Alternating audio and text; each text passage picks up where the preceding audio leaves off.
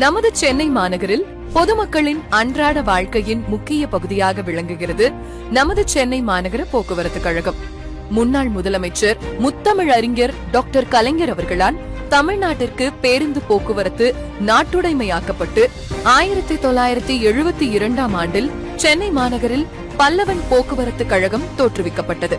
பின்னர் 2001 ஆண்டில் மாநகர போக்குவரத்து கழகம் என பெயர் மாற்றம் செய்யப்பட்டது.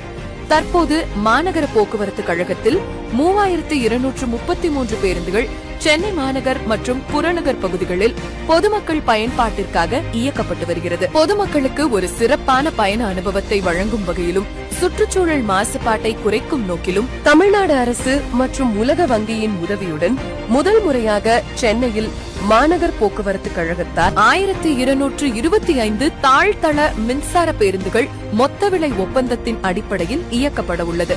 முதற்கட்டமாக 5 பணிமனைகளிலிருந்து 625 மின்சார பேருந்துகள் இயக்கப்பட உள்ளது. அதில் 225 குளிர்சாதன பேருந்துகளாகும்.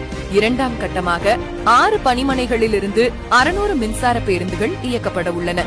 இந்த மின்சார பேருந்தில் மாற்றுத்திறனாளி பயணிகள் மற்றும் மூத்த குடிமக்கள் எந்தவித சிரமமும் இன்றி பயணம் செய்வதற்கு பல்வேறு வசதிகள் செய்யப்பட்டுள்ளன.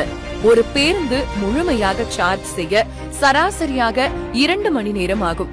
மேலும் முழுமையாக சார்ஜிங் செய்தால் 200 கிலோமீட்டர் வரை இயங்கும். இந்த வரலாற்று சிறப்புமிக்க திட்டத்தினை சென்னை மாநகர மக்களுக்கு வழங்கிய மாண்புமிகு தமிழ்நாடு முதலமைச்சர் அவர்களுக்கு எங்கள் நெஞ்சார்ந்த நன்றியினை தெரிவித்துக் கொள்கிறோம்.